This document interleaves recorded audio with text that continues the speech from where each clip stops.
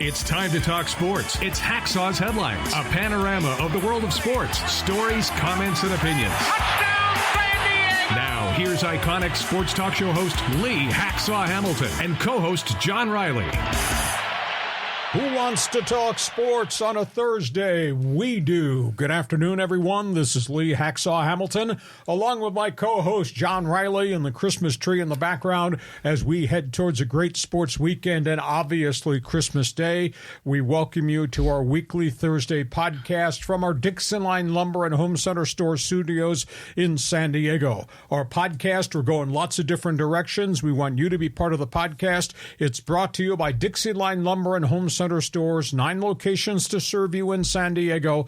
Been in business over 100 years. If you've got construction projects for the fall, we invite you to take a look at what DIXIELINE offers. Go to DIXIELINE.com to find out all the values. And you got projects, go meet with their consultants, take a tour of the stores.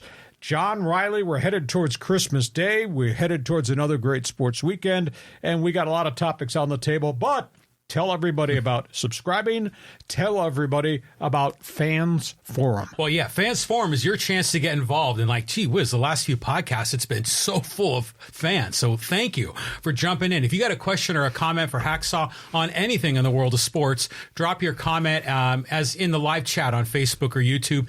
And be sure to sign up for Hacksaw's Insiders Group. This is a list. We're building a list of all the followers, sports fans. We're sending out the best 15 minutes in sports every day. Plus, we got a lot of great things planned. So go to LeeHacksawHamilton.com, orange box in the upper right corner. Sign up, get involved. It's free. Be part of the team. And become part of our Fans Forum and subscribe to what we do so you will get the alerts every time we post something on our YouTube channel, because we do that a lot.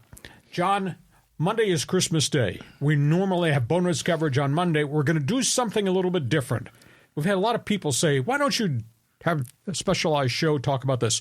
We're going to talk about sports movies on Monday. We're going to post a special Christmas Day edition of Hacksaw's Headlines. And we're going to talk about, Hockey Hotline fans are going to love us, we're going to talk about the movie Slapshot. Cool. That will be on Monday.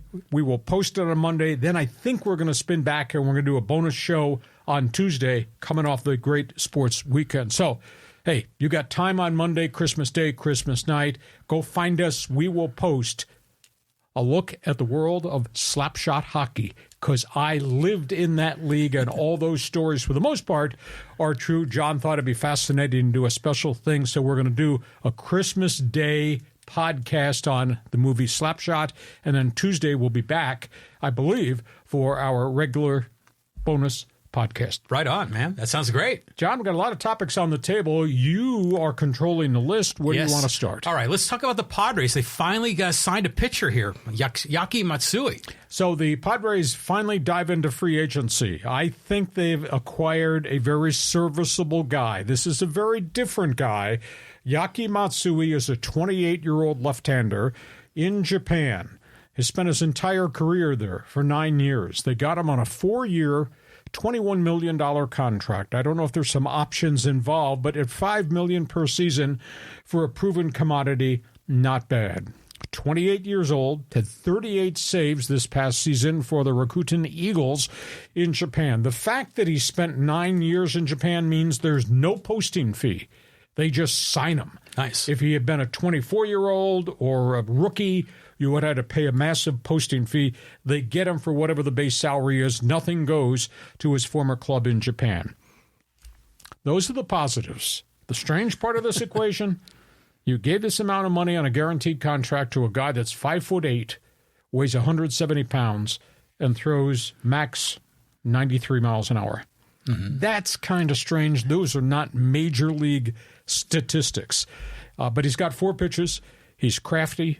He will be the left-handed version of what I guess Robert Suarez will be, the right-handed version. I also tend to think, John, this might be the only guy they could have afforded at this point in time with the constrictions to their payroll budget. Good acquisition. They got him for $5 million. That's cool. I'll ask this sidebar question. If you want to start screaming and yelling right now, it's a little early in the podcast.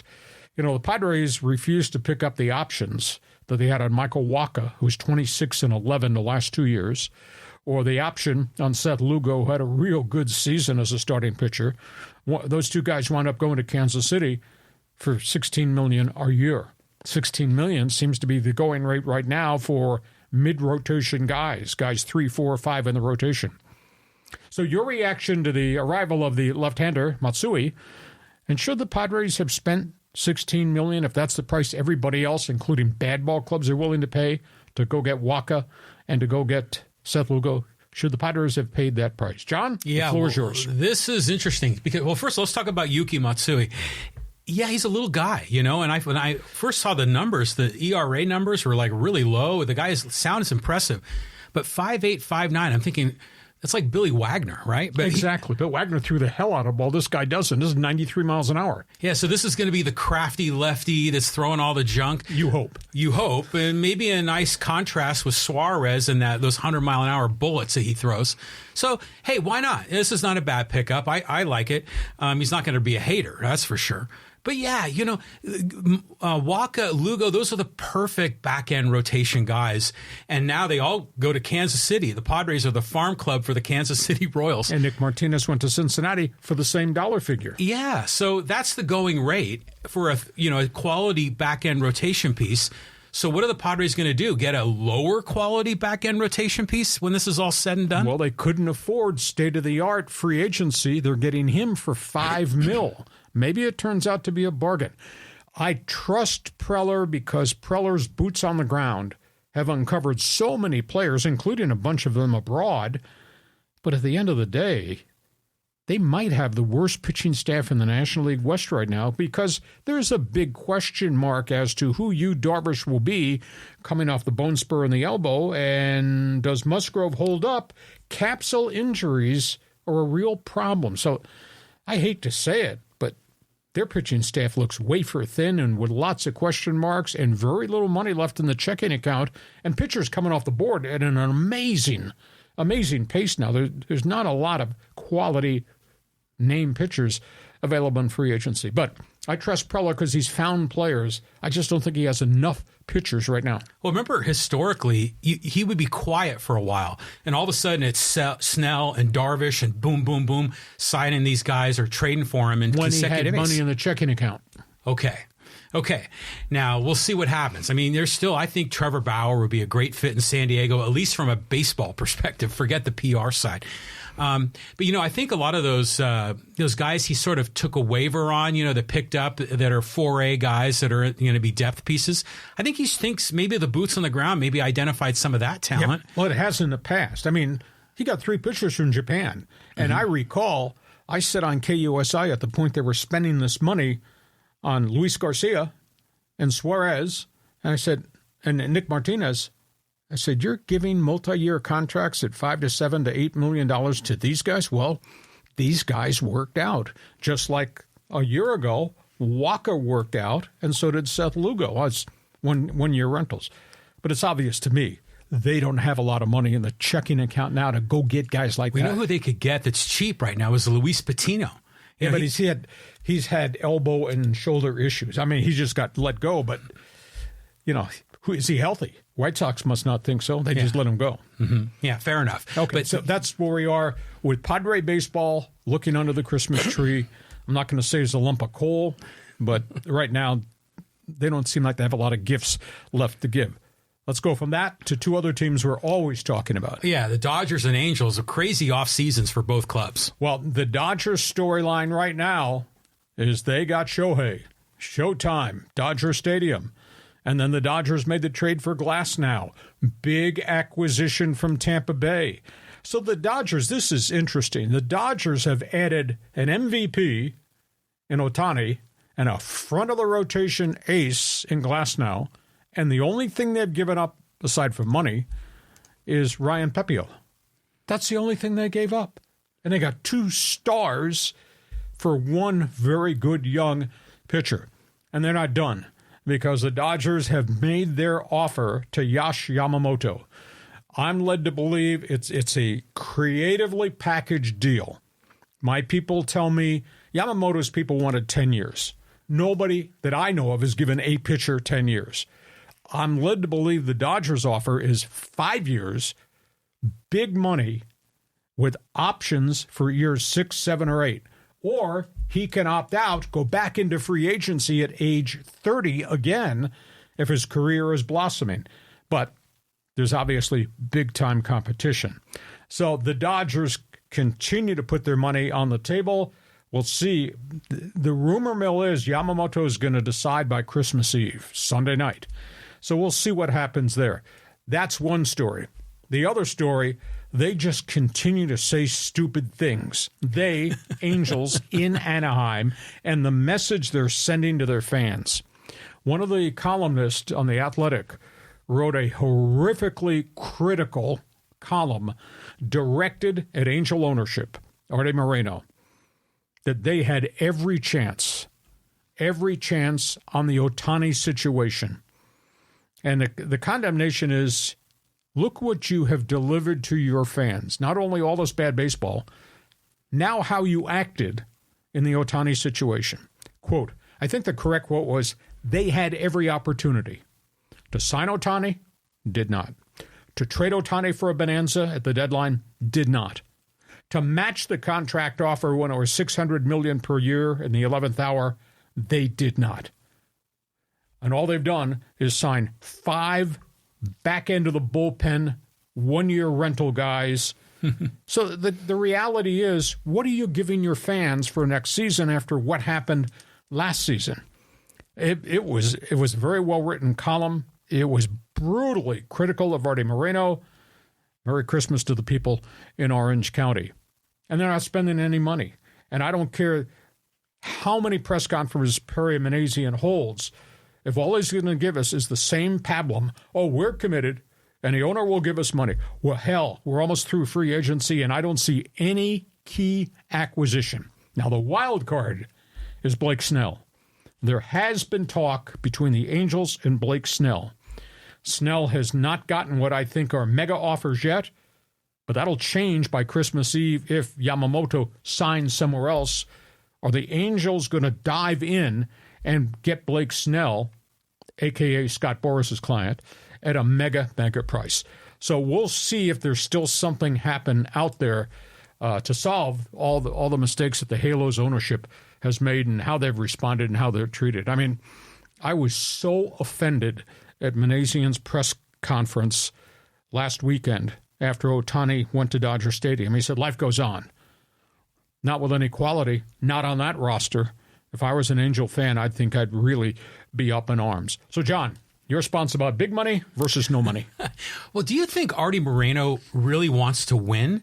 Or is he like, the woman baseball owner in the movie Major Leagues that doesn't care? It's just only in it for the business. What do you think? I wish he'd just make the public statement, I'm selling a franchise. Or the public statement, I'm in and we're going to do this correctly. But he's become a recluse. He absolutely refuses to deal with the fans, with the media, and everything that emanates out of Angel Stadium up there on, was it Route 55, runs right along the stadium? Yeah. Everything's got a negative taste to it just because of how they're operating their franchise. It's just, what a disaster of a situation.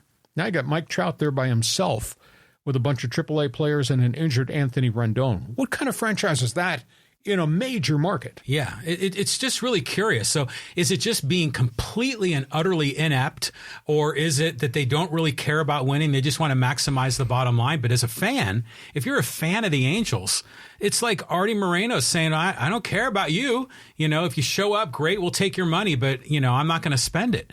But you don't have Ohtani now, so you don't have the marketing rights to the corporate advertising. Those, by the way, are going to Dodger Stadium. Oh, God. And they're talking about at Dodger Stadium, Ohtani's acquisition will mean $50 million a year additional into the Dodgers bank account from corporate sponsorship. Japanese airlines and all the signage in Dodger Stadium is going to have something related, I think, to the Pacific Rim. Oh, yeah. I'm sure we're going to see a lot of Japanese script, in the stadium. But it's like the rich get richer, right? Or the Dodger way doing it the right way. Yeah, that's the other angle to this. Because, yeah, you're right. The Dodgers, like you said before, like them or not, they are good management. They develop their guys. But, the Dodgers are playing with a strong hand right now, especially if they got Yamamoto. Oh, my God. What do you know about Yamamoto? What kind of a pitcher is he? Yamamoto is 25, 4 or 5 pitches, never had arm problems. Now, they pitch once per week in Japan, which is a different regimen than what goes on here in Major League Baseball, but he's just dynamic. Now, there's a huge posting fee. I was told the posting fee for if the Dodgers were to sign him to the contract that was offered, the posting fee would be like $30 million. The Dodgers would have to pay Oryx Buffaloes, his franchise, because he's getting posted before he's been in that league 9 years. Once you get to the 9-year window, like the Padre pitcher Matsui, posting fee goes away. The guy is a totally unrestricted free agent. Here, you got to pay a percentage of the dollar value on the contract that the Dodgers signed. So that's a significant acquisition, whether it's the Mets, whether it's the Yankees, whether it's the Dodgers. You got one other baseball topic you want to put up here on the table? Well, yeah, I mean, I think this is our next topic. We're going to be talking about the NFL. Go ahead. Yeah, go ahead. Here we go. Let's find the board here. The big board here, NFL Week 16 preview. Oh, boy. We got games. And it's really, the NFL, their game's going to be almost every night. That's great. We're going to have Thursday night football, and we're going to have a pile of games on Saturday.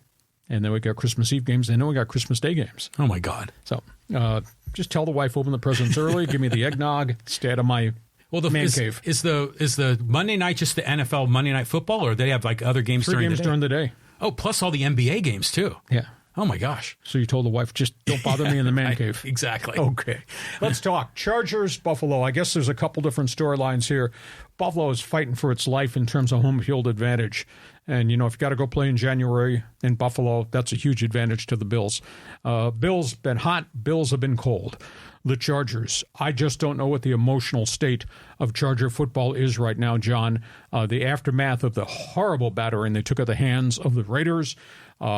Easton Stick now has one full game under his belt as a starter, but the reality is they can't run the football. Offensive line has not protected him, and here comes Buffalo's big boy defense.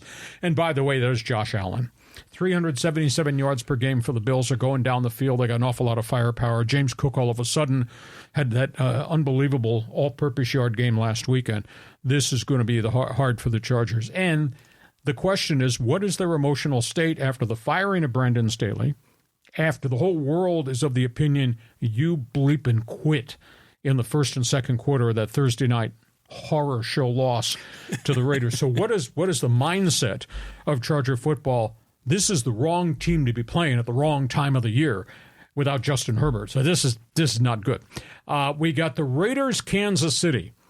So you got the silver and black coming off this phenomenal pounding of the Chargers last Thursday. So they have extra days to prepare. But that is Patrick Mahomes. Now, they're dinged up. Travis Kelce's got an elbow injury. The bulk of their young wide receivers have played really poorly. But the Raiders don't have a hell of a lot of offense. And I got to believe Chris Jones and that chief defense is going to cause problems for the rookie quarterback Aiden O'Connell, who's had some decent games. And he's had games where they've been just marred by turnovers.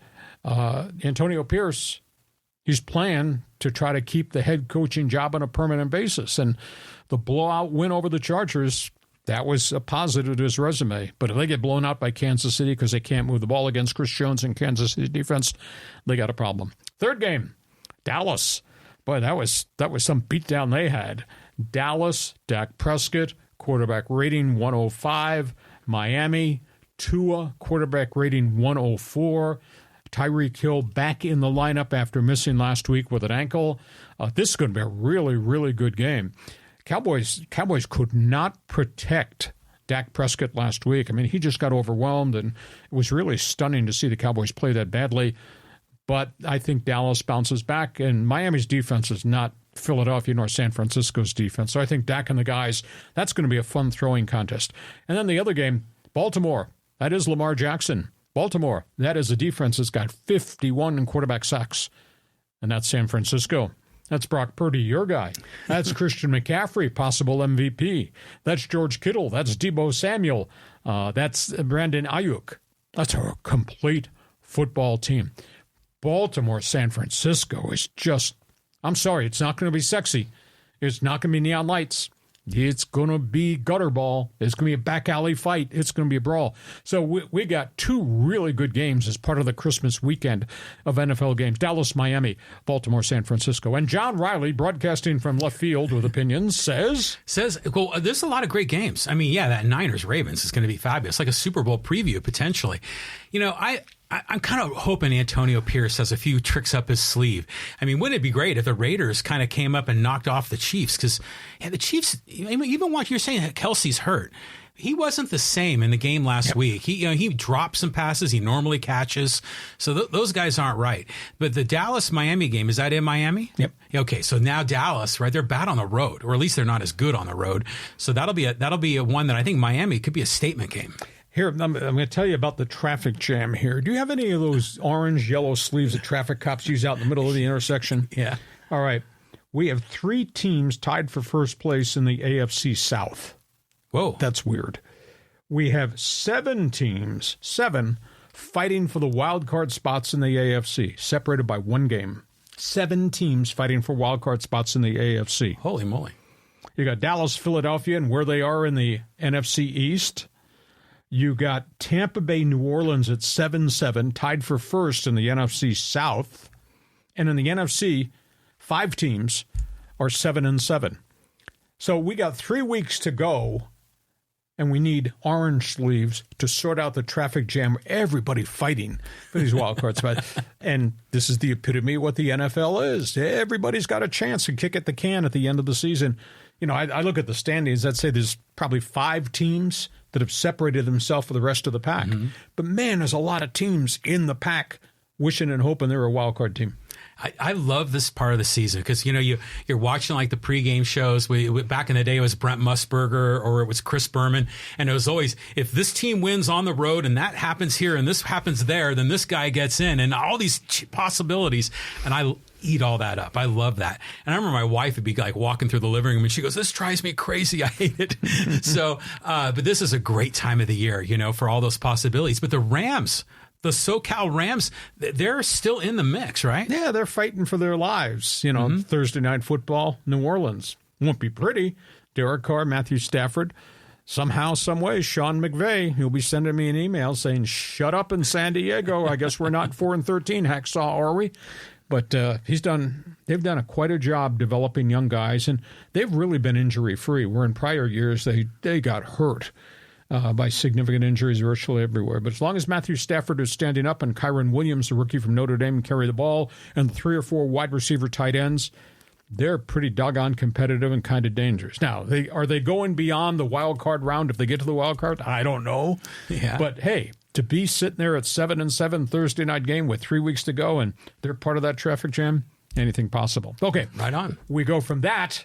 Let's talk about this. Yeah, the Chargers. Finally, John Spanos. We've heard from this guy. What did he have to say? He ended a 3-year media boycott. He's refused to talk to the media like he's something special. Really? Please, first family of football and all that crapola.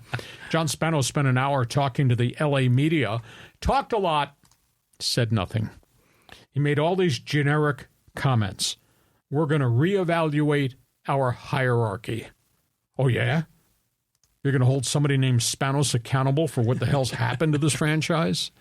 He says, we have the money to hire a marquee coach. Oh, yeah? How come each of the last 3 coaches you've paid have been at the bottom of the coaching pay scale in football? Another one of his famous quotes, I firmly believe that through adversity, you can become good. I haven't seen that yet. A lot of bad adversity around Charger football, blown games, et cetera, et cetera. It just goes on and on and on. Nobody asked him the real question. The real question, if I were sitting there. John Spanos, you're director of football operations. You are in charge of everything. Hires, acquisitions, the draft, the coaching staffs. You just fired your general manager, you fired your coach, but you're the president of football operations. John, how come you still have your job? That's the question I would pose. Because if you're at the top of the hierarchy and everything below you has failed because of the decisions you've made, John, is there an answer? Yeah.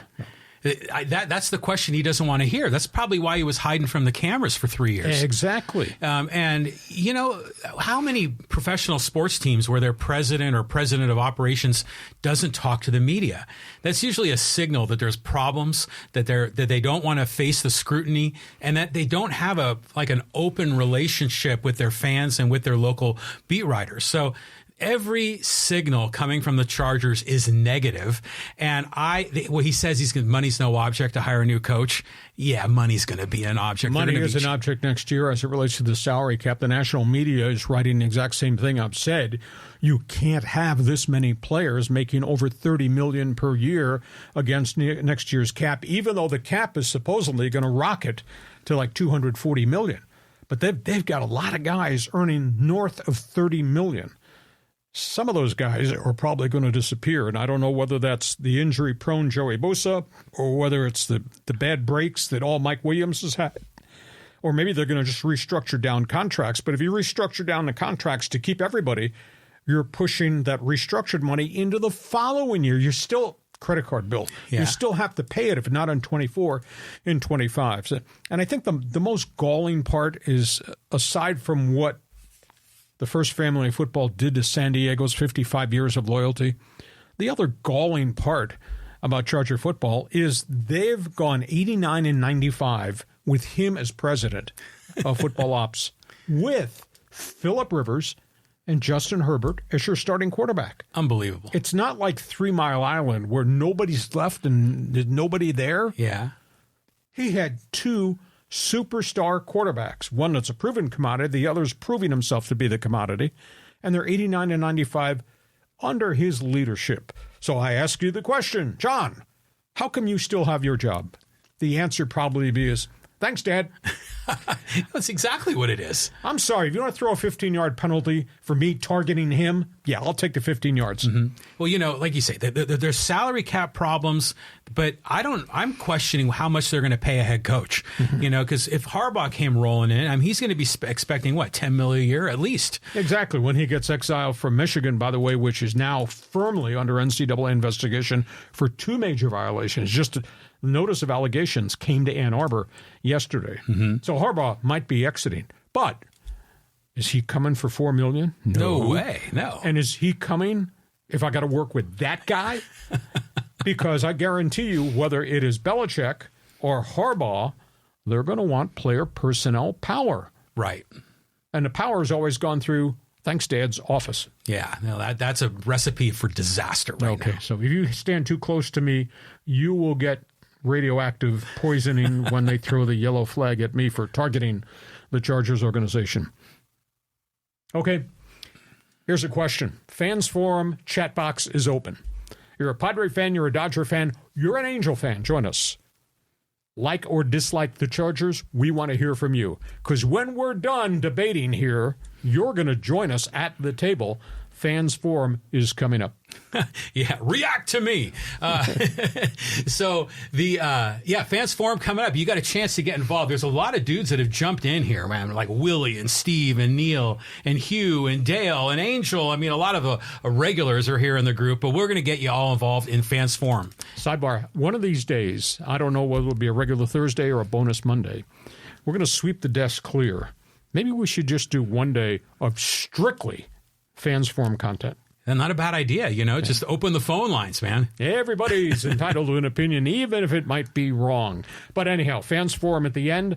Reminder, you like what we're doing, subscribe so you will get notification every time we put something up on our YouTube channel. We want you to share. Tell all your friends what we're doing.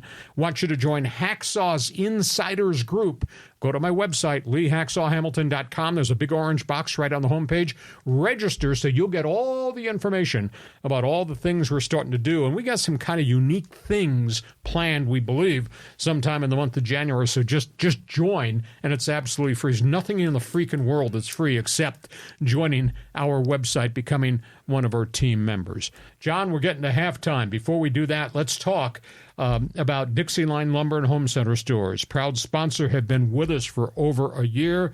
I'm not real good at hammering nails in walls or doing projects. I know you're much better at it than me, but DIXIELINE can become your best friend. Yeah, there's great guys down there, and they have 9 stores throughout San Diego County, and, it's just a great company, great people. They'll take care of you. I mean, a lot of their employees have been lifers. They've been there for 30 years or more. I mean, it's incredible. So they'll take care of you, whether you just need, to paint your bathroom, or you need to, get some things fixed up in the house before the family comes into town in a few days. They're like a hardware store and a lumber yard and a building materials. They do it all. DIXIELINE Lumber. DIXIELINE Lumber, been in business for almost 100 years here in San Diego. 9 locations to serve you. Got projects for next year. These need to be your best friend, DIXIELINE. So we have covered baseball. We have covered NFL football.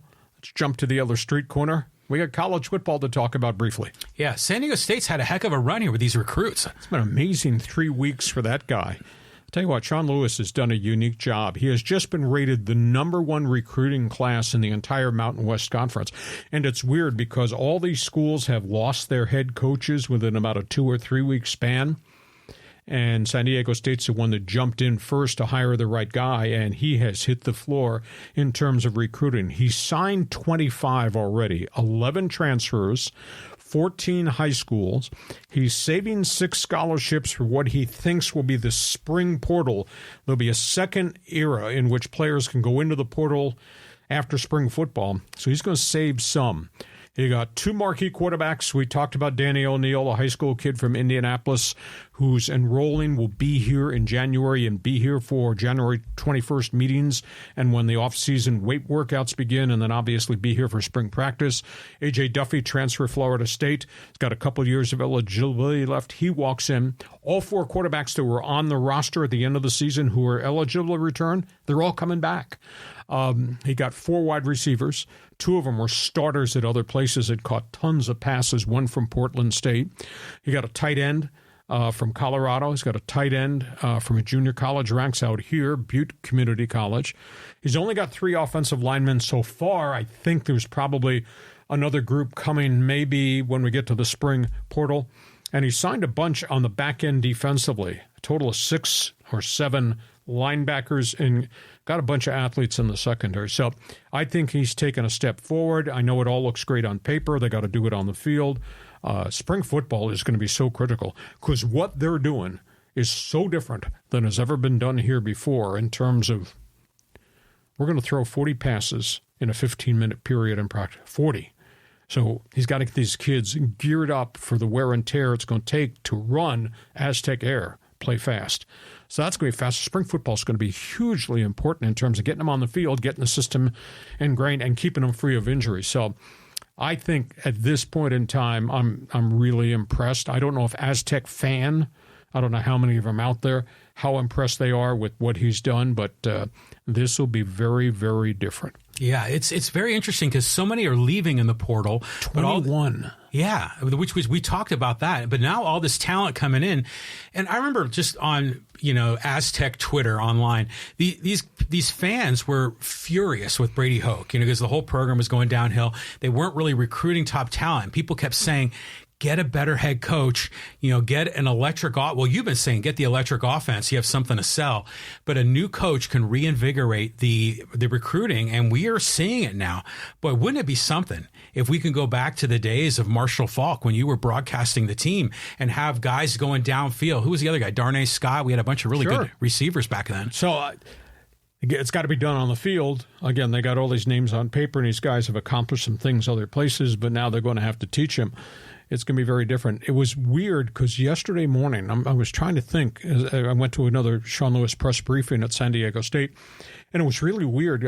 I thought about what just transpired in the month of December in the conference. Brady Hoke, gone. Bowles, Wyoming, who did a great job with no resources, gone. Jeff Tedford, Fresno State, steps aside.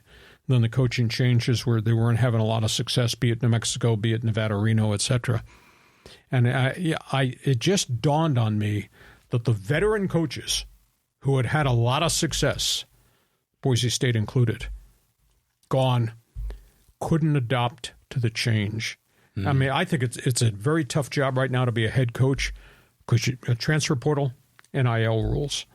They don't have a lot of resources in the Mountain West to match. People are tampering with their players all the time. So for him to do what he did in 3 weeks, to get 25 commitments and get them all cleared, because they have to go to the other side of the campus academically and say, this player wants to transfer in. We need you to evaluate his transcript, what is transferable, etc. For them to do that in a 3-week window, to me, is just unbelievably impressive. Now he's got to obviously make it happen on the field with what he's gotten so far. It is indeed a new era. But I was, what's the term, pissed off? This guy's resume is really impressive. And for that many players, especially on the offensive side of the football, to walk out the door after one meeting where he met with every kid on that roster and said, this is my vision for you and here's what we're going to do. All you need to do is look at video of what Colorado ran. Go back on YouTube and look at what Kent State did when he was head coach and led them to, 22-4 over a 2-year window. How could you not be impressed with that? Why would you bail now? Why not go through spring practice and just see how you fit? And you can still opt out in the spring if you wish. That's what bothered me, that so many kids made the decision to exit without giving him a chance to actually show what they were going to run and what they were going to do. And the other thing, the last question of the press conference, I raised my hand. I said, if not all these 21 who've gone to the transfer portal find that the grass is greener other places, would you reopen the door to let any of these kids back? And his response was blunt. He said, Lee, I want guys who wanted to be Aztecs. They didn't want to be Aztecs, so to answer your question, no, the window was closed. There you go. Got to ask the tough question. Well, I would imagine that some of these hot recruits that he had were probably going to Boulder, Colorado with Coach Prime. Maybe he's redirected a few here. A couple here, and other guys have decommitted from other places. Plus, I think everybody in high school throws the football. So I think there's a lot more kids that they can open up by, here's Sean Lewis, here's my calling card, here's my resume. Go YouTube what we ran at Colorado, what we ran at Kent State. How could you not be impressed with how explosive and dynamic it was? So, job done there. That's not the only topic in college football here. Yeah, some quarterbacks are jumping ship. I mean, I saw it in your best 15 this morning. Just absolutely amazing who's going other places. Oregon calls you, you answer the phone because it's the Oregon Ducks and their great facilities and what the tradition of Duck football has become, the job that Dan Lanning has done. They picked up UCLA's quarterback Dante Moore, who opted out, which was an absolute stunner. USC, I don't have an explanation as to why this has happened, but Link Riley has lost his ability to get it done at Southern Cal. Not only was it a miserable end of the season at USC, he lost the quarterback of the future, Malachi Nelson, who went into the portal this week. He lost Raleek Brown, one of their marquee running backs. He opted out. He has gone to Arizona State. He's lost 3 wide receivers. He lost this big defensive end Foreman, who was a 5-star guy, just never worked out at USC. So Lincoln Riley's got holes everywhere in terms of depth on his roster. The other thing, Syracuse. It's really weird. All of a sudden, a quarterback changes his mind, and instead of going where he said he was going, he decommits at the last minute, goes somewhere else. Kyle McCord, Ohio State quarterback. Well, the Buckeyes had a fabulous season. A, why the hell would you leave Ohio State? Right. B, he initially announces, I'm going to Nebraska. Why? They don't throw the football. And then changes his mind there when Nebraska steals a quarterback from Georgia. So suddenly Kyle McCord goes to Syracuse. Syracuse, the Orange, Carrier Dome. Right. We're not talking about state-of-the-art big program in the Northeast. Mm-hmm. So all these dominoes keep changing because one kid changes his mind at the last minute, like Raiola at Georgia suddenly winds up in Nebraska. That impacts Kyle McCord. So that's strange. Washington just continues to pick up players. The Huskies, really impressive. Miami, which was desperate to find a quarterback, went back into the portal. They've found a quarterback. And like I said, Nebraska winds up with Raiola, who comes from Georgia. So, I mean, to me, it has been just an unbelievable week of turnover. I'm going to be interested to see where Malachi Nelson, who defected from USC, winds up, because that was state-of-the-art kid. Washington got Will Rogers from Mississippi State, over 12,000 yards passing. He's going to the Huskies to replace Michael Penix, who is leaving. And USC did pick up a quarterback late, Will Howard, quarterback from from Kansas State. Interesting sidebar, Caleb Williams has not yet announced what he's doing. Interesting, yeah. Staying or filing for the NFL. But with Will Howard coming in the door, that leads me to believe Caleb Williams is probably going to go to the National Football League early. So when one domino falls, it kind of impacts a whole pile of other things in college football. Yeah, I bet you these players and, their quote agents, probably their parents or people they know, they could see the depth charts on these teams. They could see the writing on the wall. And they know that if they're playing somewhere and they got a hot, number one recruit, then their job's going to be in jeopardy. And but Syracuse is a weird spot for McCoy to land. There was an NFL quarterback that played there. Oh, was it Donovan McNabb? McNabb, yeah. So it's interesting to think of Syracuse in football. I usually always think of Boeheim in basketball there. But yeah, just a shuffling of the deck. Football, college basketball too, it's a different sport. These guys are rebuilding a team every year. Yeah, and have to re-recruit your own guys because your own guys are getting tampered with. Right. The transfer portal I think it's a mess. Now, there's stories off the field and off the court in college athletics. So let's touch base on this story because this is a real surprise. Yeah, this caught my attention because we had talked about how the Pac-12 was going to play football with the Mountain West, but now this is the other sports. Okay, so with the demise of the Pac-12, it's now the Pac-2. Those are the two guys making the decisions, Oregon State, Washington State. They reached a deal. They're going to play the interlocking schedule next fall and the year after against Pac-12 football teams. So that's good. It's good for everybody in the Mountain West who'll get to play the Beavers and the Cougars in 24 and 25. There had been talk about an interlocking basketball schedule. Oregon State, Washington State would play games against everybody in the Mountain West in basketball. I think that'd be good. It didn't happen. This happened yesterday. Oregon State, Washington State are negotiating right now a deal to take all their other sports, aside from football and college baseball. All their other sports are going to the West Coast Conference. That's where you're invited to play Gonzaga and get your ass kicked all the time. So this is a bit of a surprise that they're going to play in the West Coast Conference with Gonzaga, with the University of San Diego, and with all those other schools. So that's kind of a surprise that the Beavers and the Cougars elected to do that rather than link and continue to grow with the Mountain West Conference. But that's the structure of where they are. Also, there's a sidebar story to the football decision, the interlocking schedule. Oregon State, Washington State are paying $14 million to the Mountain West to be able to schedule 2 years worth of games against Boise, San Diego State, Fresno State. It's a $14 million payout in to the Mountain West Conference checking account. So that's where we're in college basketball and football. Do you think maybe this was because, well, first I know Oregon State has a great baseball program. Sure. And that won multiple national championships. So that's probably why baseball isn't included, right? Because they probably want to be independent for a while. But do you think maybe this is a way to sort of avoid having to play in Wyoming and, in Air Force if we're playing basketball? In the winter, where they can just play, local Portland and they can play St. Mary's. And, St. Mary's is really good, but it's going to be an easier travel schedule. That's a pretty intelligent thing you say, calling from left field. Now, that probably has something to do with it, unless there's a sidebar TV value to any type of West Coast conference they can get.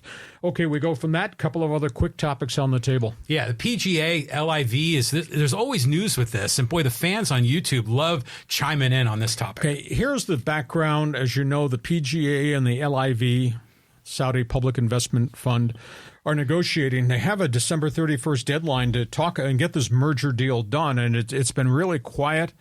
They're really struggling. We had the story this past week that the Fenway Sports Group is now also negotiating with the PGA about pouring a ton of money in on top of the money LIV is to make the PGA successful. But here's the story, the fallout of the guys jumping to the LIV. LIV failed in its attempts to get all of its players into the World Golf Rankings. The World Golf Rankings is part and parcel who gets to play in the Masters at Augusta. This year, going towards 2024, there are only 77 players available to play at Augusta. Really? Because the LIV players can't get global rankings, so they're out of the mix. Unless you're a past winner, you can't go to Augusta. So what does the Masters field look like when you don't have marquee names, because all those guys took the money and went across the street to LIV? So here's a hidden victim in this merger. Now, maybe this changes once they get it solved, but at this point, the John Rahms and the Dustin Johnsons of the world will not have access, because they've been expelled from the PGA, access to global points. Oh, man. It's just nobody's given any thought, and all of a sudden this story surfaced about what's happening at Augusta. Yeah, what a mess. I mean, golf is just really becoming a mess. And when you can't have the top players at the top event. That event. Yeah, that event especially, that's a huge problem. So, what's the solution here, Lee? Do you think LIV and PGA can merge and just kind of go back to a single sanctioning body? Well, that's the plan. And now, based on what I was told that the Fenway Group is going to make this proposal to put $3 billion in the pool, and they will market all the PGA events in America and on the Pacific Rim. That's what the Fenway Sports Group would do as an investor in the PGA. LIV is putting $3 billion in. They would market everything, the Europe Tour, South America, Africa, etc. Mm-hmm. So, but it would all be under the guidance. The PGA would run everything, but these people would be the second in command to market this. And maybe there will be a solution to global rankings in this controversy once we get to the merger and we get it completed. But I don't know. Maybe we're going to wake up New Year's Eve and here's the presentation. This is what's been approved. Maybe that's going to happen, but that's where we are there. Wow, that's just a real shame. Yeah. Okay, we go from that. Soccer fan, corner kicked me a call on this one. Wow. Yeah, the Super League, we were hinting about this a few months ago. New news? 2 years ago, some of the unique powers in professional soccer, led by Barcelona and Real Madrid, and the elite teams in the English Premier League, Manchester United, Manchester City, Liverpool, Juventus, AC Milan, Roma in Italy, as well as Paris Saint-Germain in France, and on the German side, Bayern Munich, I think. Anyhow, 2 years ago, they came up with a proposal to start what's called a Super League. And it was immediately met with return fire from each of the leagues, the EPL, Serie A in Italy, La Liga in Spain. So you can't do this. And if you do this, you will be expelled, talking to the respective teams. You'll be expelled from this league immediately. All types of financial implications. Anyhow, within 48 hours, the proposal of that Super League went away. They went to court. FC Barcelona and Real Madrid went to court and yesterday won the court case. The court ruled, I don't know if this is a court of appeals, I'm not sure the terminology of the court, but it's kind of like our Supreme Court. They ruled that UEFA, which runs European soccer, you can't do that. That's, in essence, an antitrust violation. That these guys have a right to exit and form their own league. Mm-hmm. That just came down. And now all of a sudden, we're back at where we were 2 years ago. Those guys want to leave. FC Barcelona and Real Madrid want to leave and form a 9-team Champions League, or Super League, I think they're calling it. And they want to put on their own tournaments for the teams that are going to come. They're talking 64 teams total in 3 different divisions. So they would cherry pick Manchester City, United, Liverpool, Arsenal from England. They take the best from Germany. They've indicated that we will operate in addition to what you currently have with the leagues that are operating now. Right. We're not going to wipe them out. But we're taking these teams to play in special tournaments. You've got to let these teams go and be part of a Super League when we're playing special tournaments. Well, the response from the English Premier League is if you're taking 4 or 5 of our top sides and they're going to play in these special tournaments, you're going to destroy our TV contracts because you're going to get all the TV money to see the Super League. Mm-hmm. You're damaging us. You can't take our people and use our people to form another tournament, get the big money TV. You're damaging us. We can't do it. So that's where it is now. There is just enormous criticism, response as to what's going to happen. You know, Manchester City's ownership said in the early morning hours today in London, we believe in the EPL. We believe in UEFA and what they're doing. But by the way, we want to go there because there'll be big payoffs there. I don't know how it's going to end up, but the Supreme Court in Europe ruled you can't stop them. Now these guys are saying, well, we're going to put this together and put on our own tournaments in a Super League. Wow, haven't heard the end of this argument. This is interesting. It's a lot like what's going on with college football right now with the conference realignment. So they want to have their own league. They're going to cherry pick the best teams. But would they also go back and play regular season games in the EPL or in the Italian league? Yeah, we're not taking Manchester City and Liverpool and Arsenal out of the EPL. But we're going to take those teams to play our special tournament. Your special tournament would be a global thing, and it's going to get mega TV money. Well, if that mega TV money is going to the Super League, what happens to the EPL TV contract and all the other teams? Because there's a lot of disparity between the haves and the have-nots in the English Premier League. What happens to them and their dollars? Well, could it, I'm just thinking creatively here. With college basketball, they have those preseason tournaments like around Thanksgiving. Sure. I mean, could it be kind of like that where you still preserve your conference games, but then you have this sort of bonus time where you can play these international tournaments? But bonus time will have a massive TV contract. And where do you think that money's coming from? That money's coming from the money that used to go to the English Premier League and Italy and Germany. The advertisers are going to now, it'll go here rather than here. Yeah. And here impacts Nottingham Forest and all the other teams in the EPL. The value of the TV contract will be much lesser because the TV contract is going to the Super League if the Super League happens. Right. Okay, now I got you. Yeah, you're confused like I'm confused. I wasn't real good in new math. Okay, time for Fans Forum. Before we start, we want to remind you, we're looking for people to come be part of our team. We're talking about Hacksaw's Insiders Group. As we go to 2024, we got some unique things we're going to kind of run up the flagpole and try. We want you to register to join our Insiders Group. It's absolutely free. Go to my website. See that website? There's a ton of information on that website. Go to the website on the homepage. There's a big orange box right in the upper right-hand corner. Register so you'll get all the alerts. We'll start sending out some kind of unique invitations and things that we hope to get planned. So go to LeeHacksawHamilton.com. Reminder, we want you to subscribe so you'll get an alert every time we do something. Reminder, you feel like giving us a thumbs up, that's okay. We'll take it. Give us a 5-star rating because that'll help us too. And want you to tell all your friends what we're doing on the podcast, Mondays and Thursdays. And by the way, don't forget, Christmas Day, we're going to do something a little bit different.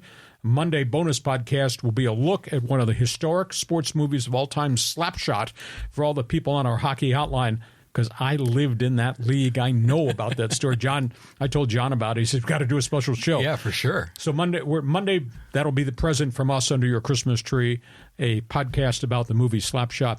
And we hope to be back here Tuesday with a regularly scheduled podcast coming off the great Christmas weekend. John, ready, set, go. Here comes Fans Forum. Okay, let's go to Raymond here and saying, can we get rid of, I think he's saying, can we get rid of the Jake Cronenworth contract? Well, they're shopping, but A.J. Preller, your guy, gave him a 7-year contract worth, I think, $78 million. Who wants to take on $10 million a year for a guy who's had 2 bad seasons in a row hitting .229? The guy can play a lot of positions. I think he's probably got more value here for the Padres playing any and all positions. And maybe he's going to work his way out of the substandard bat.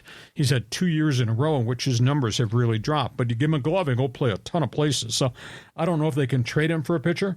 And I don't want to trade him if AJ's got to write a check and pay a piece of his salary going out the door. I don't think that's a value either. So at this point, Cronenworth's been shopped. They don't know if there's any takers. Raymond, I think I'd rather keep him. Yeah, I think you got to keep the guy, especially since he's so versatile.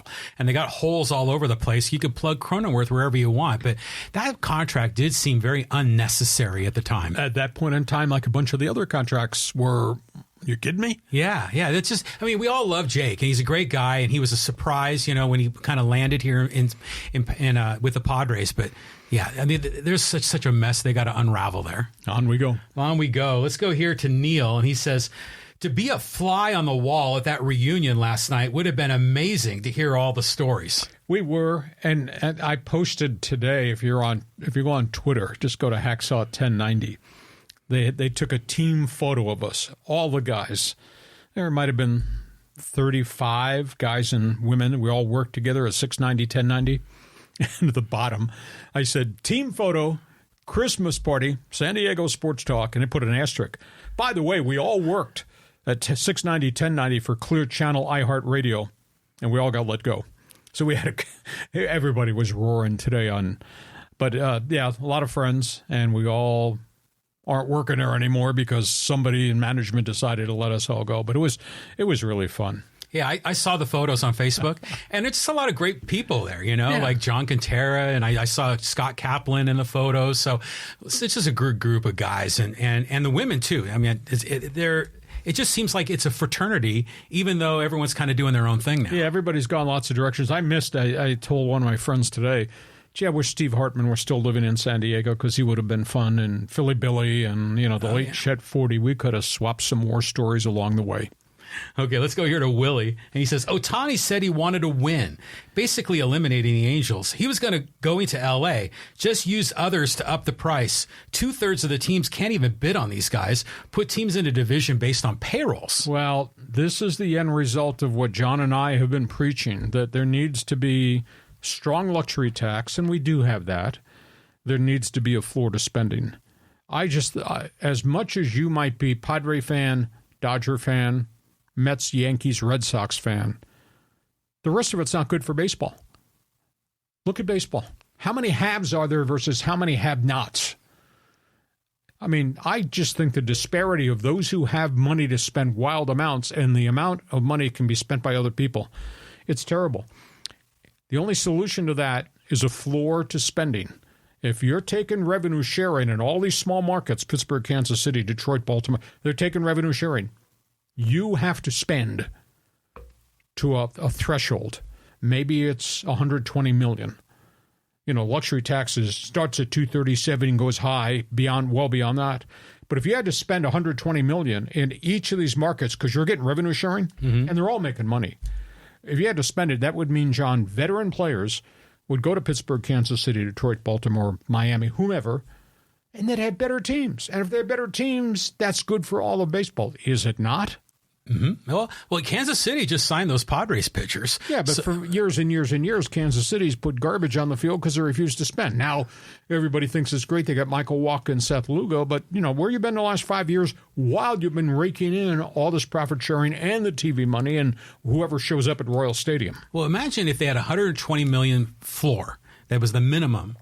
I'd imagine the Oakland A's would lose money every year if they stayed in Oakland. No, because the product would be better, and then maybe they'd draw better.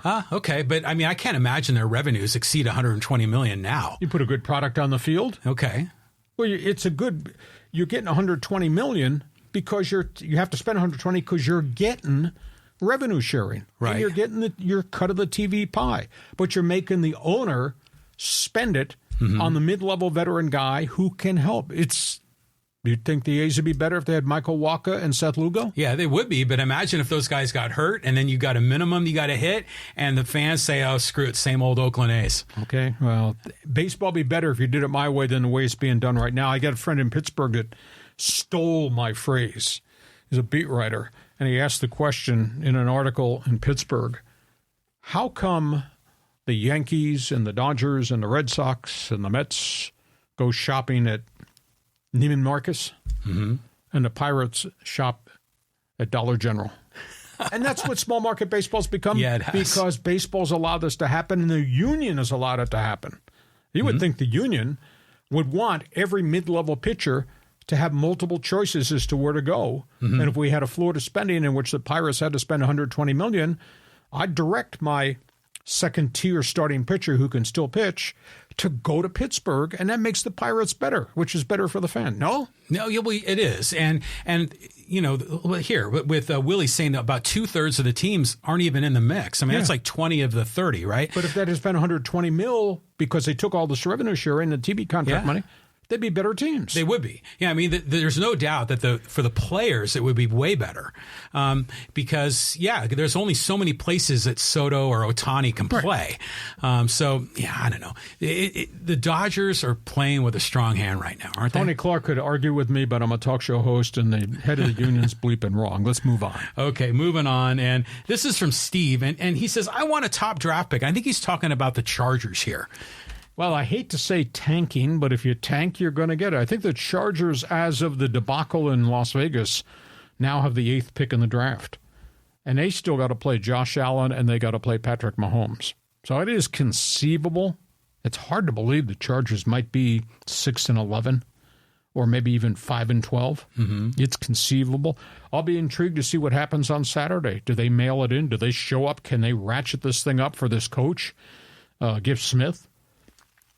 I don't know. They're so beat up right now, and they don't have their starting quarterback. They'd have a chance to win a bunch of games at the end if it were Justin Herbert. I just don't know that they have enough with Easton Stick to be able to do it. And then what's their emotional mind state at?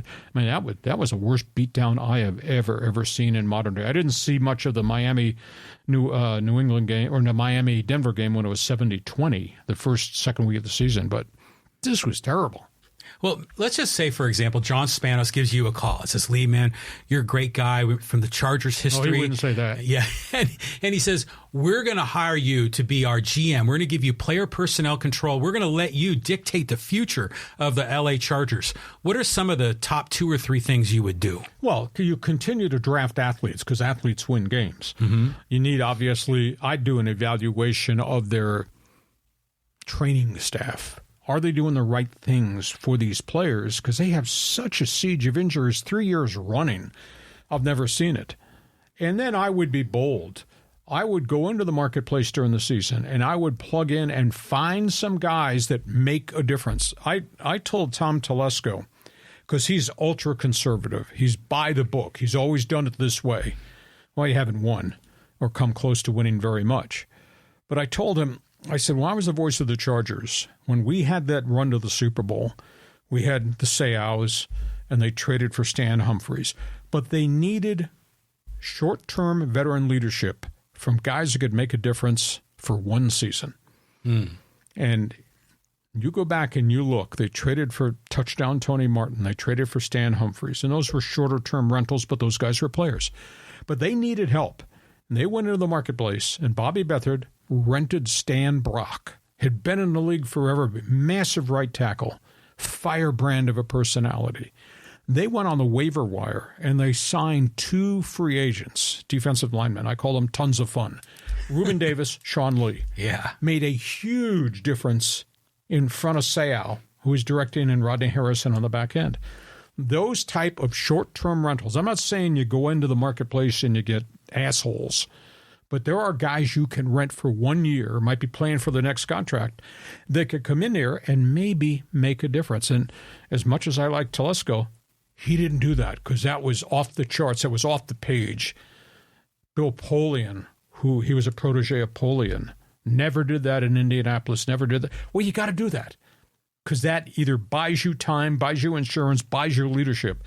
If I were the general manager, that's the thing I would do that hadn't been done there. But they got to get healthy, and they're going to get high draft picks, and they've drafted athletes. I mean, it's pretty cool, the athletic nature of the roster. It's just not cool that they've had so many injuries, and surely something's missing with how poorly the offensive front has played and how come their defense just can't get it together despite having all these guys who can run. You got to have athletes. Yeah, I mean, everything is a disaster there. So I'm curious to see what they end up doing. I mean, there's some of those GM candidates that you were mentioning, some interesting names. Yeah, the guy in San Francisco, Adam Peters, I think has to be marquee because he's been at the right hand of John Lynch Jr., and I think you'd agree with me. I know you'd agree with me because I'm right. San Francisco 49ers, a bleeping great franchise right now thanks to John Lynch. Oh, yeah, it's good. It's tremendous. I'm looking forward to the game against Baltimore. Hey, here's some comments, people responding to the podcast of All Fans Forum, and Raul says, yes, do it. And Neil says, 1 day of jam-packed wall-to-wall calls. To quote the host, Get off your ass and get on the phone. Yeah, like the good old days on that 1 a.m. station. Would the car phone still go to the front of the line? Raider fan, be a man, call the ladies line. Yeah, here. From Baja to the Rocky Mountains, send me your 5 stars to Montezuma Mesa. Okay, I guess we have an idea for a future program. Maybe we'll figure that out shortly. But yeah, we'll do one. We'll have to promote it in advance so that people hit the floor running when we do the whole fans forum show. But yeah, that we got some things in the think tank that we're kicking around. So maybe that's one of the special things you're talking about, a first-time show. Oh, for sure. I think it's a lot of fun. We'll tell you about that. Okay, let's get back here. We got some other... Okay, here, this is from Michael, and he says, Lee, longtime listener, follower, how stable is Padres ownership? Could the team be put up for sale? No, they say no. The Seidler family, Seidler Equity owns a team. They will continue to operate it.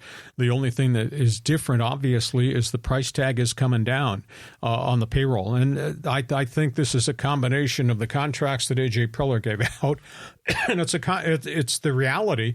The loss of the $60 million per year TV revenue, I think, is a huge impact. So, but, you know, for $180 million, and that's what I'm led to believe it might be, to go from 253 to 180, the problem is, of the 180, virtually all of it's already committed to Machado and Tatis and Cronenworth and Bogarts and the 2 pitchers at the front end. So there's very little, a little amount of money for them to spend on what's left there. But for $180 million, you'd think you'd be able to get a pretty good team. But the thing is, AJ has committed so much money in guaranteeing contracts going out for a decade or so to each of their veterans. So they're going to have to hit the jackpot on whatever acquisitions they can make, for whether it's Yuki Matsui, the pitcher from Japan, or it's the next free agent guy coming in the door. But no, it's not going to be put up for sale. They're going to run it, but the dollar value of the payroll is going to be a little bit different because of the loss of the TV contract, I think. Oh, yeah. That whole thing, that's another big problem. But you figure every one of those marquee guys that you just mentioned, roughly speaking, you're going to be making between, 20 and 30 million a year, you know? So, you know, if it's Machado or Bogarts or Yu Darvish, or Joe Musgrove. Or El Nino. Or El Nino. And so if you just say 5 guys, 25 mil, that's 125 right there. And you have 180. And you have 180 as a limit. Yeah, that's going to be a tough puzzle to solve. We'll see where this goes. The guys worked magic before. The man must work magic underneath the Christmas tree with this roster. Here's one here from Javier. He says, Hacksaw, Ohtani and Yamamoto are going to attend the Rams game tonight. I smell a deal nearing. Well, I guess you can connect the dots because Ohtani was at that meeting at Dodger Stadium with Yamamoto when they took the tour. I've been led to believe, and again, things change in terms of the creating financing of contracts, I'm led to believe that the Dodgers offered him a 5-year state-of-the-art deal, which might be $25 million per season, with option years for years 6, 7, 8, and 9, 10. And the theory is common sense, nobody gives pitchers 10-year contracts. But maybe they do a 5-year deal that allows him either to pick up the 6th year if he continues to be a superstar, or allows him to revisit free agency at age 30. He's only 25 right now. But as long as you're bidding, and the Yankees are in this, and the Mets are definitely interested in this, I think these are the final 3 that are bidding on Yamamoto. But I have a tough time thinking that Andrew Friedman would give any pitcher a 10-year deal. Yeah, well, yeah, exactly. But, you know, Ohtani got the big deal, but he's a pitcher. But, yeah, he also hits as well. That would be a bold move to get a 10-year deal for a pitcher. So let's talk a little bit about tonight's game, because this is one of the questions that came up here, and this is from Joseph. And he said, who wins tonight, the Rams or the Saints? Go Puka. I like the Rams because New Orleans has got a lot of injuries. New Orleans has had a really streaky season. Dennis Allen, the Saints coach, might be applying to be a co-host on this portal at the end on this podcast. New Orleans got a lot of problems. Derek Carr's arrival hasn't made the big difference, or a struggling 500 team. He's been hurt a couple times. He doesn't have his running back. Alvin Kamara has been in and out of the line, but doesn't have his wide receiver, Michael Thomas. Chris Olave was hurt, though he is going to play in the Thursday night game. And the flip side of that, Sean McVay's every right to send me an email and saying, you're full of crap. We're not a 4-13 team, because I said this might be miserable. McVay's done a heck of a job coaching this thing up. And by the way, I'll throw this out as an addendum comment. We've talked about potential coaching candidates for the Chargers with Brandon Staley being jettisoned. Raheem Morris, defensive coordinator, Rams, kind of rebuilt his reputation after a really bad experience in Tampa. He wants to coach, be a head coach again. If Raheem Morris winds up in San Diego, Brandon Staley might go back to Sean McVay's staff as defensive coordinator. In essence, would have a swap. Raheem Morris would come here, Staley would go there. That might be a long shot. I don't know how Charger administration would view Raheem Morris. Is he a second-time coaching candidate, or is he a retread? Tough call. That's interesting. Yeah, you're saying come here, come there, but they're not coming to San Diego. They're going to stay in SoFi. I think it's interesting that Staley, where else could he go but the Rams, right? I mean, who's going to hire him? Well, he might get hired, but he might not be somebody's defensive coordinator. But the fact he was there and had success for 1 year under McVay, yeah, I could see him walking across from one locker room to the other locker room if Raheem Morris vacates. But who knows? There's so many coaches out there on the carousel, so many names on the board that are going to get interviews. And Raheem Morris had been there, didn't work out. Will somebody give him a second chance? But if you're doing that, you're going to talk about Dan Quinn in Dallas. Right. If you're doing that, you got to talk about the defensive coordinator with the Cleveland Browns, Jim Schwartz. Just because they failed one place, bad organizations, doesn't mean that they can't rally it back. And Dan Quinn has really rebuilt his resume with the Dallas Cowboys. And all you need to know about Cleveland is they're number one in the bleeping stats defensively, and that's because of Jim Schwartz. So Raheem Morris is not the only guy out there who had the first chance, didn't work out, wants a second chance because there's other guys out there too. Wow. I mean, this is going to be fascinating. And, we're talking about Chargers coach. We got a social media comment here, and this is from Jonathan. And he says, I do not want Belichick anywhere near Herbert and this offense. Yes, his defense has been great, but he cannot identify talent on offense or develop quarterback offensive scheme. Who's he going to bring in as the offensive coordinator? McDaniels? Laughing my ass off. No. I do not want Dan Quinn either. He finished his head coach career as the Falcons head coach with a losing record after Shanahan left and is famously known for blowing a 28-3 lead in the playoffs. Sound familiar? Herbert needs an offensive-minded head coach, so he has some continuity, stability, and can grow in a system behind a great offensive mind to take his game to another level. You took up all that space on my board, and all you had to say was Jim Harbaugh, right? So we'll see. Long process. They fired these guys so early. They can't interview anybody until they get through the second round of the playoffs. The new rule is you cannot talk to anybody as a coaching candidate, as a GM candidate, until you're through the divisional series before we go to the AFC-NFC championship game.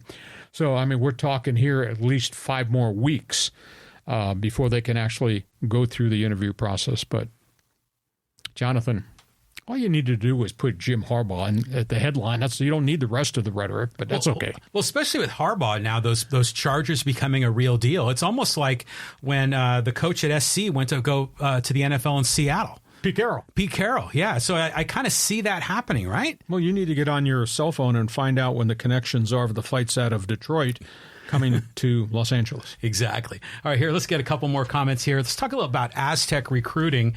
And this is from San Diego State Aztec 21. He says, many of the Aztec players were told they would be playing in the Pac-12. Not happening. As a result, the majority left to go to Power 4 programs. In my opinion, that's why they left San Diego State. Probably. But, you have to look at the resume. Sean Lewis. What he did at Colorado on short term, what he did at Kent State is unbelievable. Why would you not pay attention to the program and the success of the program? Yeah, granted, some of these guys, it might have been swayed by money, so they wind up going to one of the Pac-4 programs. A couple of Aztecs wind up at TCU. Obviously, one has gone to UCLA. That may have been a piece of the equation. But why would you not give this coach a bit of a window? Especially since, you go somewhere else, new program, different culture, very different playbook. That takes time to get used to, and you only got 1 year of eligibility left. And what if you don't win a starting job? Yeah, or even make the team. Well, you make the team, but so I'm just surprised that so many kids would react so quickly to this without looking at that man's portfolio. I'm not a Kent State fan. I went to Ohio U. But what he did at Kent State, where nobody had done that in decades upon decades, why would you not pay attention to the man's resume and at least go through spring ball and see what it is. Because I think once you're experiencing what they're going to put in, I know what they're putting in because I've looked at the video. I say, holy cow, this is pretty cool. I call it Aztec hair. Maybe next Don Coryell. What do you think? I mean, an innovator, college football? Before you anoint him for kingdom or sainthood, let's just see. Okay. All right, let's move on. We got another couple of comments here. Oh, let's talk about the Dodgers. The amount of chirping on Instagram between Dodgers and Padre fans is unbelievable in the reply section. I don't know. Big brother arguing with little brother. I don't think that works out very well very often. These guys are throwing bombs. Gerardo says, hey, the most overrated team in all of Major League Baseball year after year. You know, he's talking about the Dodgers.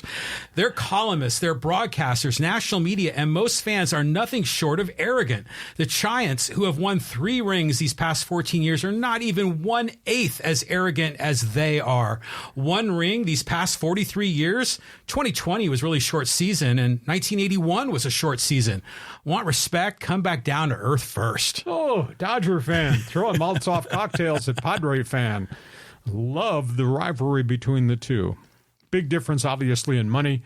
What the Dodgers can spend, will spend as they draw their $4 million. What the Padres have spent, going $3.2 million.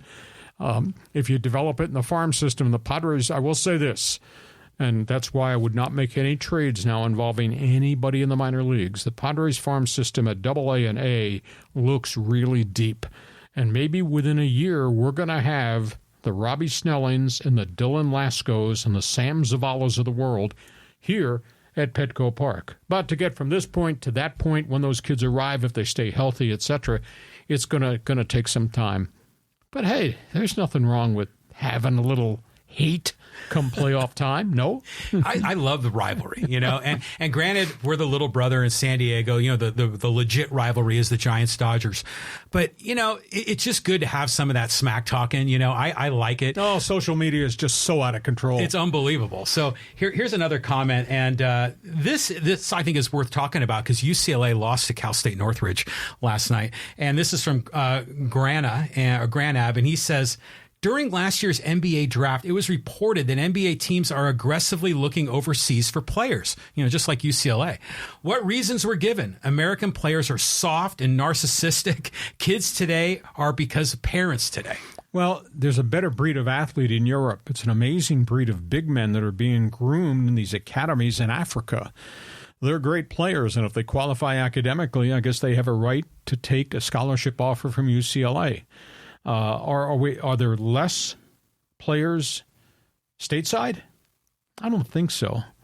The one and done thing is a significant issue that I recruit a 5-star guy to come to Kentucky. He's there 1 year, goes to class for 2 semesters, and then he jumps to the NBA immediately. That's a problem. The Euro player, I think because of the cultural change, goes to Gonzaga, or in this case, there's 4 Foreign Legion guys at UCLA. They come spend a couple of 3 years here. So I just think it's a different time in our world. I don't think that we're soft. I think we got great jumping jack athletes, but the bulk of the guys that are coming from abroad are big body guys. Mm-hmm. So maybe we're getting bigger, better men to come from Romania and Latvia, wherever they're all getting all these guys from Europe. And the next venue is Africa. They are developing a lot of big men. There's all kinds of academies there that are now developing college basketball players for maybe hopefully NBA players at these academies in South Africa. I think these college coaches have discovered untapped opportunity. It's like the 49ers discovering the gold back in the 19th century. That's what it feels like to me. And, you know, Randy Bennett at St. Mary's had his pipeline in Australia. Gonzaga. And Gonzaga's had a pipeline. Now everyone else kind of cooking up their own thing. University of Arizona. Yeah, oh, for sure. And then, you know, speaking of Arizona, did you see the game last night? They beat, who was it? Alabama. Yeah. And Caleb Love, you know, was transferred from North Carolina to Arizona. So that's something. But yeah, all these teams, they're just trying to find unique and creative ways to recruit. And I think Europe and now to a degree Africa, that's the next location. But you got to have resources. You surely got to have the contacts. But what Mick Cronin did, bringing in 4 from Europe, that's pretty impressive. And what Tommy what's the coach's name in Arizona, what he's done there in about a 3-year span since he replaced Sean Miller. Really impressive. So there are quality players there. Hey, listen, we hope you have enjoyed our extended Thursday podcast as we go towards a great sports weekend. Our podcasts are brought to you by DIXIELINE Lumber and Home Center Stores. You got projects for 2024. Looking for last-minute Christmas shopping? Find out about their Christmas gift cards. Go to DIXIELINE.com. You got projects, make sure you set up an appointment. Just wander in. Go talk to them. Tell them what you need. They'll be glad to guide you. So, program notes. We're doing this, heading towards a great sports weekend. My Christmas gift, our Christmas gift to you will be a special podcast on Christmas Day about the movie Slapshot. Hockey Hotline fans, you got to watch. And then we hope to be back here on Tuesday. We'll do a bonus podcast come Tuesday of next week. John, Merry Christmas. Thanks for everything you've done. Hope the holiday is great for you, and we'll see you under the Christmas tree watching Slapshot on Monday. Yeah, it's going to be a great sports weekend. You know, all with football, basketball, it's going to be terrific. And yeah, Merry Christmas to you and your family. Hey, and thanks for being part of what we've been able to do over the last year plus on Hacksaw's Headlines. Have a nice Christmas. Join us again for Hacksaw's Headlines on YouTube, Facebook, and Twitter. And find the audio version on your favorite podcast app. Touchdown, San Diego! For more content, go to LeeHacksawHamilton.com.